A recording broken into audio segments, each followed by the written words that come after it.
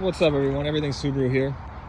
I thought I'd make a video on how to pick a used STI when you're going to buy one, or a WRX, either one. I didn't see a lot of videos tell me. I kind of went into this dry and not knowing much about it, and I got to say I picked a great one. It's been 4 months now. I've had it inspected, checked out, 2 different places. It's been fantastic. So when I was on the hunt, I'm not gonna lie, this is a 2017. I was looking for a 2018 or 2019. I wanted the bigger wheels, I wanted the neon calipers, I wanted all that.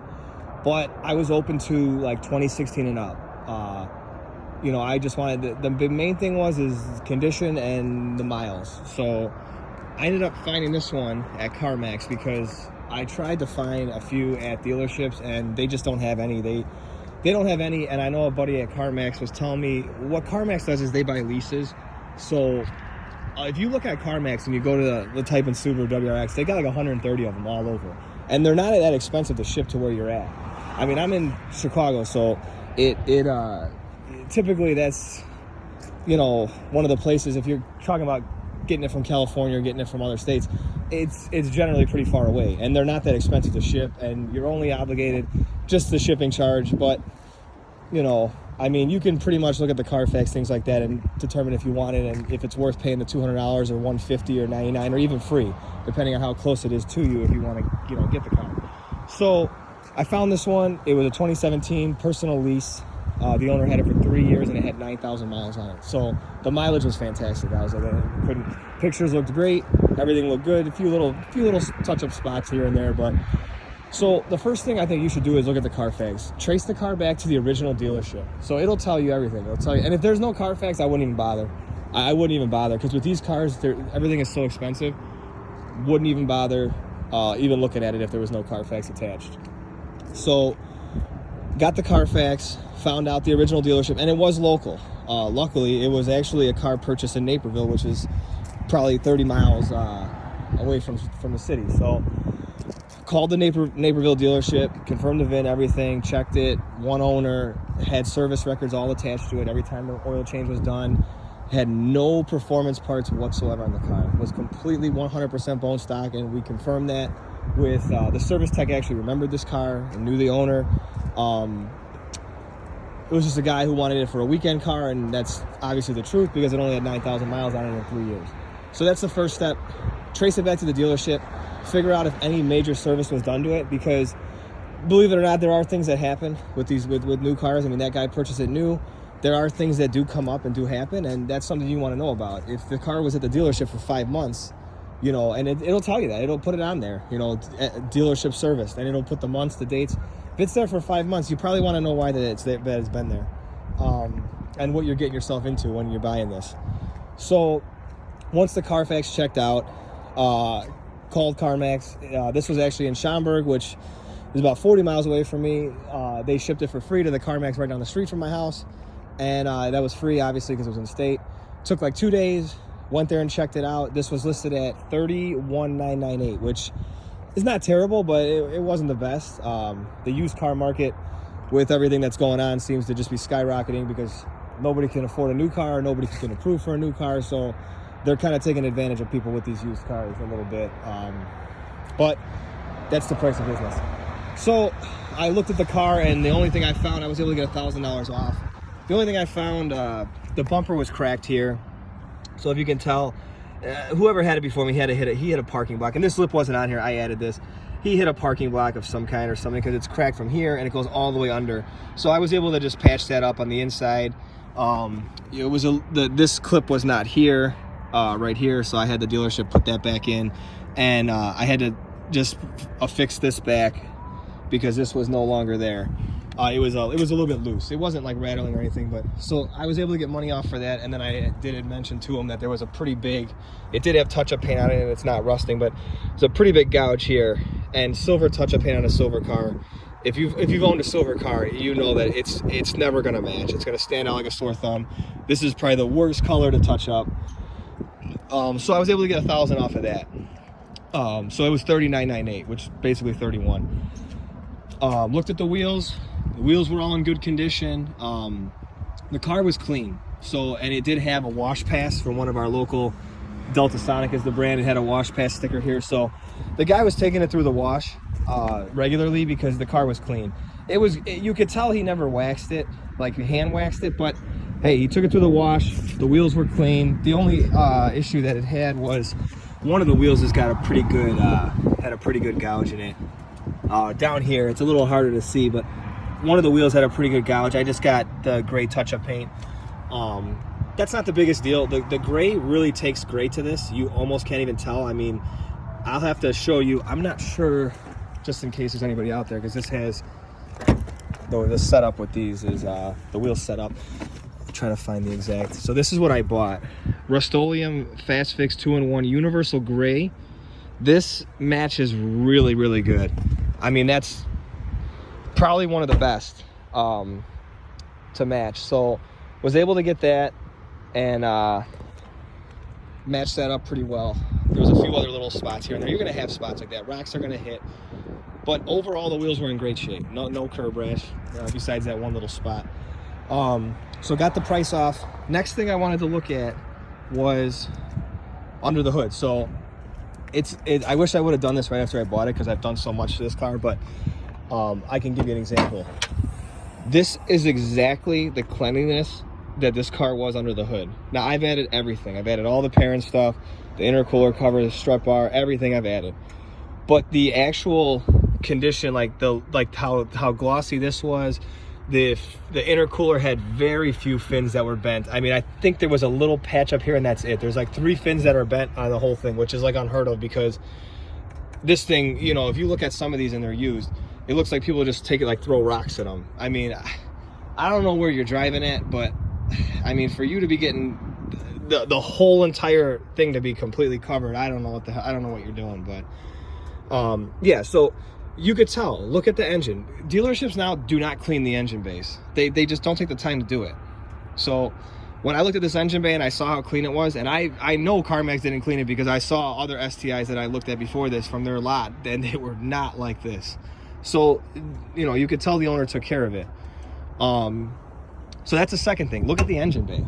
Look at, you know, has the person taken care of it? The third thing, and this is a little easier. I'm not gonna turn it on because then the car will switch over to my Bluetooth and it'll go off. Up here, you're gonna have the boost gauge. Even if it's not set, just toggle through this and look at the boost gauge. I've noticed that dealerships do not change the peak boost. So you could reset it, I believe, by holding enter, or you could undo the battery and then put the battery cable back on right away. That will reset the peak boost. If the car, so this car in sport mode is supposed to peak at about 15.5, in sport sharp about 17. Now I have a tune on my car, an e-tune. We'll get into that in a later video. My peak boost is right around 19 for the parts that I have. But for the sake of this video, this is just toggling into if you're a new, you know, you want to buy a new STI or a used, or obviously this is only for used, but what to look for. If the peak boost is at 22 pounds, if it's at 19, if it's at, you know, if it's higher than 22, or I wouldn't even touch it, because if you're looking at the engine bay and the engine bay is stock, and then you see the peak boost at 22 and 23, the car doesn't do that. I've tried it before I got these parts. The car doesn't do this, okay? This car is not going to boost higher. The WRX gets a little higher numbers, but the STI, you are not going to get much higher than 17 or 18 on a stock tune with stock parts. So that's an indicator right there. If your peak boost is 20, I would say even 20. I'd say from 20 and up, and it's stock, I would start to question a few things, because either they put everything back to stock, they had a tune, they had an access port. Because ultimately, you want an STI that's bone stock. This was bone stock. It had nothing done to it. I 100% could tell you that there was never an access port installed. Another thing to look for too is around the access port area. So look for mounts. I have mounted this myself, but look for mounts. Look for stickiness. Look for little pads here. Look for areas. If you see, you know, this has changed. If you see that, you know, there's a big sticky mark right here, this is not completely glossy because nobody ever touches this. That might indicate, I mean, it could be somebody had a phone there, but that might indicate that an access port's been there. So if you're seeing that peak boost high, the engine stock, I would really question it, because I mean, obviously the owners romped on it, and there's a reason they left it bone stock on the way return in. So that would also make me question, was it set back to the regular tune?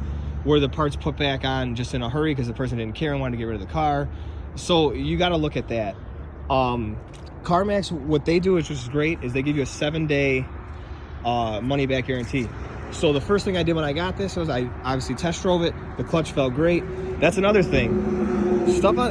Cars are not cheap to service. If the clutch on this car is going, I called the dealership and they gave me a quote of $2,100, and that was worst case scenario. Pressure plate, clutch, throw out. If everything needed to be replaced with parts and labor, $2,100. So if you're buying one of these and it's got 40, 50,000 miles on it, you're seeing that peak boost real high, I'd be really weary that the car's been launched. I'd be, because, you know, and the car doesn't lower in price. If it's got 40,000 miles on it, or it's got 75, or it's got 9, it's going to be above 30. So if you want to spend 30 and then a month later spend another $2,100 to replace the clutch, I mean, that's the type of investigating you got to do when you're buying one of these. You know, so just look into that. And then obviously if a dealership will let you take the car and drive it for like a week, I think I couldn't put more than 400 miles on the car, which was understandable. I knew in my mind I was going to buy it anyways.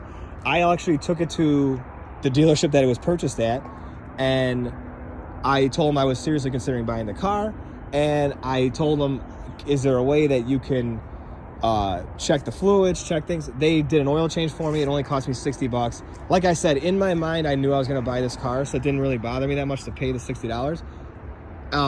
Oil change was good. The filters were all changed. They were able to tell the last time it was done. The CarMax does it themselves, but they're not, nothing bad about them, but they don't know about, I don't think they really know about a lot of these cars. So I wanted to get the dealership to have it changed professionally and done. So he changed the oil. Everything was good there. The car was going on 4 years old now, so we changed the differential and the transmission fluid, which is all the same in the front. So the fluid was clean, so we didn't even bother changing the back. With how clean the fluid in the front was, there's not a tow hitch on here. Nobody's towing anything. So that put my mind at ease as well, along with the test drive and other things. So if you're seriously considering spending $30,000+ on this, you may as well go ahead and, if they're going to let you have it for a week, take it to the dealer and spend the $60 on an oil change. Then at least they're underneath there. They're taking the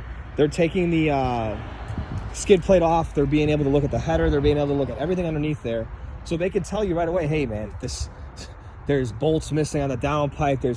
Things are missing. They'll be able to look, because you're not going to be able to look underneath here at the dealership unless they're willing to put on a lift for you and start looking at the back of the wheels to make sure the wheels aren't cracked, to look at things like that. Because if a wheel is cracked on this, I don't even want to know how much these cost. I'm sure they're ridiculously expensive. So the dealer was nice. They actually did like a little once over for me, multi-point, checked the brake pads, which only 9,000 miles in the car. They were at like 8 out of 10, they said. They checked the tread depth, 8 out of 10. So they did a little once over for me. They told me everything was clean, and it was bone stock. They were able to plug into the OBD port.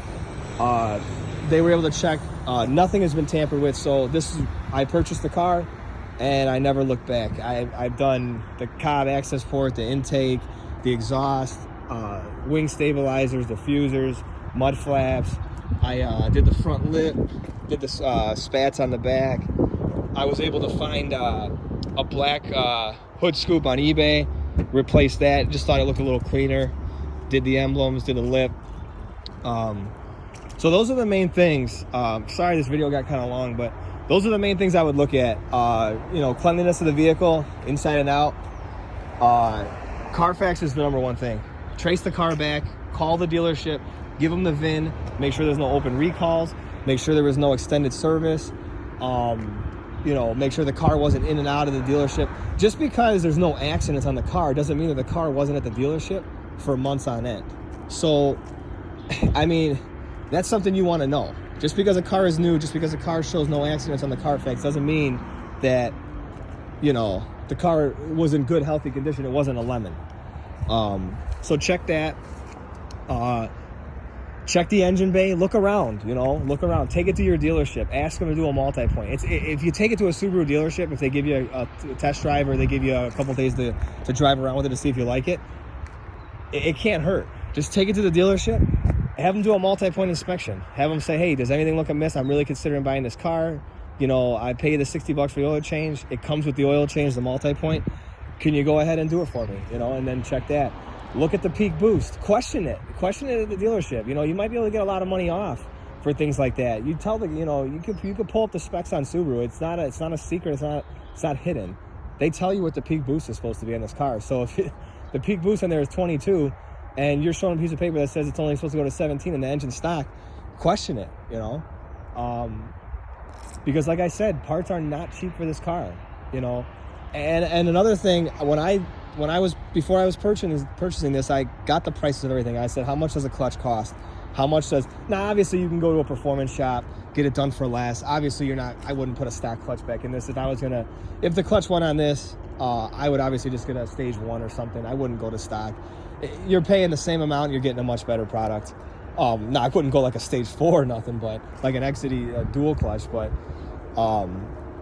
you know, so get the prices of these things, get the prices of the wheels, figure out how much these things cost, because like I said, man, something goes wrong with this car and God forbid a motor or something needs to be done, and most of the time these cars will be out of warranty. Mine didn't hit the mileage, but it hit the amount of years. So, you know, and then overall feel of the car, you know, but I wish I would have watched, or somebody would have told me, because I didn't even look at the peak boost. Thank God it was only at 16.7, but I mean that can be reset, but just with all the other factors of the mileage on the car, the cleanliness, what it looked like underneath, I truly believe that car was only ever peaked at 16.7. I don't think it was ever driven crazy. The clutch feels great. Everything felt great. The gears were inspected when the differential fluid was changed in the transmission. So, you know, but I wish somebody would have said that. So, if you have any other questions in the comments, I'm gonna get into a few more videos on, you know, exactly what I did to the car, and a couple tips and tricks. There's a lot of things that come with these, you know, just the little things that I've noticed with these mud flaps. Some little tips and tricks on how to put that stuff on. So if you have any questions in the comments, just let me know. But guys, do your research. You know, this is an expensive car, no matter how many miles are on it. And it's expensive to buy, it's expensive to fix, and you know, so just do your research. All right.